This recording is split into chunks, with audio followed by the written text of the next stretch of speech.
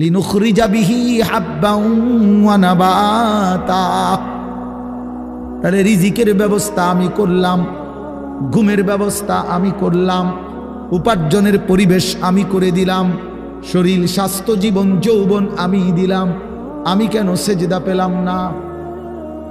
আল্লাহ যদি বলে বান্দা আমি কি অপরাধ করলাম, আমি তোমার এত কিছু দিয়ে আমি কি অন্যায়টা করলাম যেই অপরাধের কারণে তুমি আমারে সেজদা দিলা না? কি বলবা যুবক? নাফরমান যুবক কি বলবা? অসভ্য যুবক যে নামাজ পড়ো না, হাইওয়ান তুমি কি বলবা? তুমি মানুষ না জানোয়ার? বেনামাজি তুই মানুষ না জানোয়ার? বল, মানুষ না জানোয়ার? বল বেটা। অনেক বেহায়া এখনো হাসে এইখানে, এত বড় অসভ্য বেহায়া, এই বেহায়া এখনো হাসে। চিন্তা করছো নি? হ্যাঁ, এত বড়, এত নির্লজ্জ, এত বড় অসভ্য যে এখনো হাসে। অর্থ হইল আমারই কয়, বুঝেন নাই? বুঝতেছে সে আমারই কয়। আহ আহ, আমার মনে হয় কুকুররে কইলে কুকুর মাথা নামাইলে। আহা, আমাদের সন্তানদের হালাত কত নাজুক, চিন্তা করে দেখে।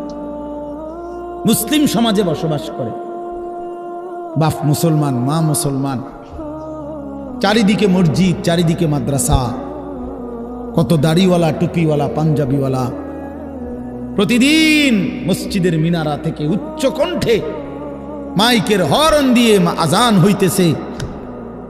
এত বেশি মাইক, হর্ন, মসজিদ, মাদ্রাসার পরিবেশের মাঝখানে থাইকাও এটা কত বড় গাদ্দার, কত বড় গাদ্দারা নাফরমান।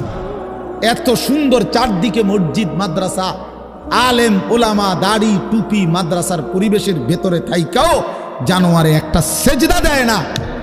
কত বড় নিকৃষ্ট জানোয়ার, চিন্তা করছে। এই বাপ, এমন সন্তান পাইলা কবরে যাই আফসোস ছাড়ার কিচ্ছু নেই।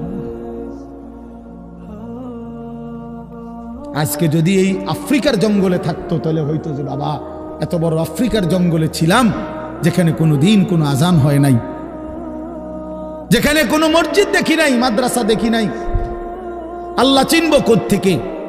আমি তো আফ্রিকার জঙ্গলের ভিতরে থাকতাম। বলেন, একটা ছেলে বলেন, এই ছেলেগুলো বেনামাজি যে ছেলেগুলো, এদেরকে জিজ্ঞাসা করেন যে বাবা তুই কি আল্লাহ চিনলি না, না রাসূল চিনলি না? তুমি বাবা কি মসজিদ চিনলা না, মাদ্রাসা চিনলা না? কোনোদিন কি কোরআন দেখলা না? কারো লাশ, কারো জানাজা, কারো কবর কিছুই দেখো নাই?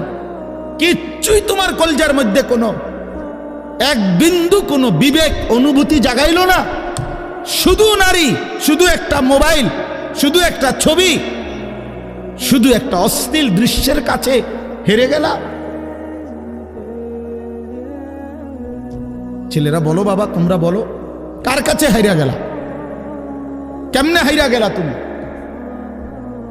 তোমার বাপ মুসলমান, মা মুসলমান, তোমার ঘর মুসলমান, তোমার দাদা দাদি, নানা নানি, চাচা মামা, ফুফা খালু সব মুসলমান। তোমার এলাকার চারদিকে আজান হয়, তোমার মহল্লার প্রত্যেক গলিতে গলিতে মাদ্রাসা আছে, কোরআনের ঘর আছে। তোমারই কোনো না কোনো চাচাতো ভাই, মামাতো ভাই, ফুফাতো ভাই, আত্মীয় কেউ না কেউ হাফেজে কোরআন আছে, আছে না?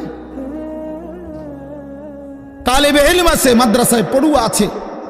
এত কিছু দেখার পরেও যার কলিজায় এক ওয়াক্ত নামাজ পড়তে মন চায় না, তার দিল পাথরের চাইতে শক্ত, তার দিল জন্তু জানোয়ারের দিলের চাইতে নিকৃষ্ট। কারণ এ বড় শক্ত হারামি, মনে রাখে।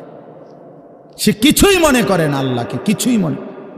এত মসজিদ মাদ্রাসা, এত নামাজ রোজার এত চিহ্ন দেখাও তে কয় যে আমি কিছুই বিশ্বাস করি না। আমি বিশ্বাস করি আমার জীবন হইল মোবাইল, আমার জীবন হইল নারী, আমার জীবনের অর্থ হইল ছবি, আমার জিন্দিগির মাকসাদ হইল উলঙ্গ ছবি দেখা, নর্তকী দেখা, জিনা ব্যভিচারের দৃশ্য দেখা, মদের আড্ডা, জুয়ার আড্ডা, নারীর আড্ডা, কোন অশ্লীল মেয়ের পিছনে জীবনটা শেষ করে দেওয়া। খালাস, আমি বুঝছি এটাই জীবন। কিসের মসজিদ, কিসের মাদ্রাসা, কিসের আল্লাহ, কিসের রাসূল, আমি এগুলা বুঝি না। এতটা উল্টে গেল কেন?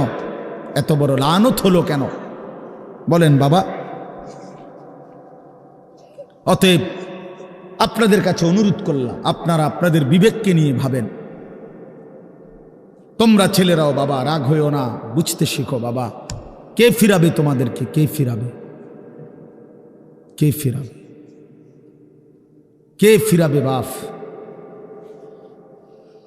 তোমরা কি কোনোদিন মরবা না? আজ যদি মৃত্যু হয়, এই বেনামাজি জিন্দিগি নিয়ে কেমনে কবরে যাইবা? ঠিক বা কেমনে? এই নাফরমানের জিন্দিগি নিয়ে কেমনে টিকবা? এই জন্য আমরা প্রত্যেকেই প্রস্তুতি নেই।